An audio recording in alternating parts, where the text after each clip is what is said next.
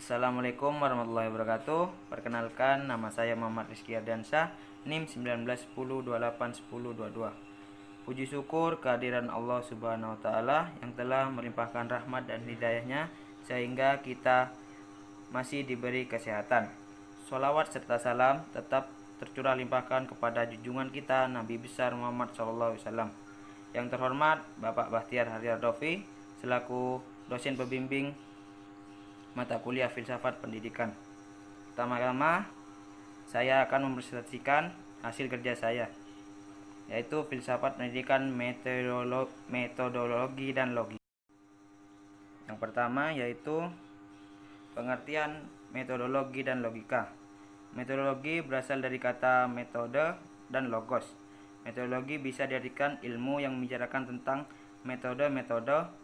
Kata metode berasal dari bahasa Yunani metodos, sambungan kata depan meta, yaitu menuju, melalui, mengikuti, dan seterusnya. Dan kata benda hodos, atau jalan, berjalan, cara, arah. Kata metodos sendiri berarti penelitian, metode ilmiah, hipotesis ilmiah, uraian ilmiah. Metode ialah cara bertindak menurut sistem aturan tertentu. Logika berasal dari kata Yunani kuno atau logos, yang berarti hasil pertimbangan akal pikiran yang diutarakan lewat kata dan dinyatakan dalam bahasa. Nama logika untuk pertama kali muncul pada filsuf Cicero abad ke-1 sebelum Masehi. Tetapi dalam arti seni berdebat. Alexander Aphrodiseus sekitar permulaan abad ketiga sesudah Masehi adalah orang pertama yang mempergunakan kata logika dalam arti ilmu yang menyelidiki lurus tidaknya pemikiran kita. Unsur-unsur metodologi dan logika menurut para ahli. Menurut Anton Becker dan Ahmad Kharis Zubair dalam buku Metodologi Penelitian Filsafat 1944, yang pertama yaitu interpretasi atau menafsirkan. Dalam pelaksanaan segala hal macam penelitian, seorang peneliti akan berhadapan dengan kenyataan. Dalam kenyataan itu dapat dibedakan beberapa aspek. Bisa berbentuk fakta, yaitu suatu perbuatan atau kejadian-kejadian. Bisa berbentuk data, yaitu pemberian dalam wujud hal atau peristiwa yang disajikan, atau pula dalam wujud suatu yang tercatat tentang hal, peristiwa, atau kenyataan lain yang mengandung pengetahuan untuk dijadikan dasar keterangan selanjutnya. Yang kedua yaitu deduksi dan induksi. Deduksi dan induksi bahwa setiap ilmu dapat penggunaan metode induksi dan deduksi. Menurut pengertian siklus empiris meliputi beberapa tahapan, yakni observasi, induksi, deduksi kajian atau eksperimen, dan evaluasi. Tahapan itu pada dasarnya tidak telah berlaku secara berturut-turut, melainkan terjadi sekaligus. Akan tetapi, siklus ini diberi bentuk tersendiri dalam penelitian filsafat, berhubungan dengan sifat-sifat objek formal yang istimewa, yaitu manusia.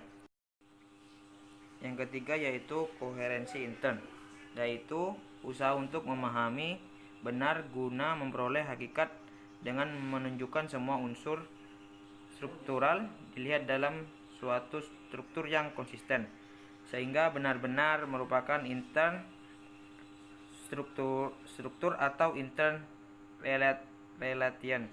Walaupun mungkin terdapat semacam oposisi di antaranya, tetapi unsur-unsur itu tidak boleh bertentangan satu sama lain. Dengan demikian akan terjadi suatu lingkaran pemahaman antara hakikat menurut keseluruhannya dari suatu pihak dan unsur-unsurnya di pihak lain. Dan selanjutnya unsur-unsur logika menurut para ahli, yaitu menurut Zeliang Gi 1980 dalam Adib 2010 102 sampai 104. Logika dalam pengertian sempit dan luas. Dalam arti sempit, logika searti dengan logika deduktif atau logika formal. Sedangkan dalam arti luas, pemakaiannya mencakup kesimpulan-kesimpulan dari berbagai bukti dan tentang bagaimana sistem penjelasannya disusun dalam ilmu alam serta meliputi pula pembahasan mengenai logika itu sendiri.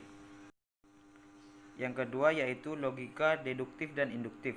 Logika deduktif dan induktif adalah cara berpikir dengan menggunakan premis-premis dari fakta yang bersifat umum ke khusus yang menjadi kesimpulannya. Yang ketiga yaitu logika formal, minor dan material atau mayor. Logika formal, minor atau disebut juga logika minor mempelajari asas atau aturan atau hukum-hukum berpikir yang harus ditaati agar orang dapat berpikir dengan benar dan mencapai kebenaran. Sedangkan logika material atau mayor mempelajari langsung pekerjaan akal serta menilai hasil-hasil logika formal dan mengujinya dengan kenyataan praktis yang sesungguhnya. Mempelajari sumber-sumber dan asalnya pengetahuan, alat-alat pengetahuan, proses terjadinya pengetahuan, dan akhirnya merumuskan metode ilmu pengetahuan itu.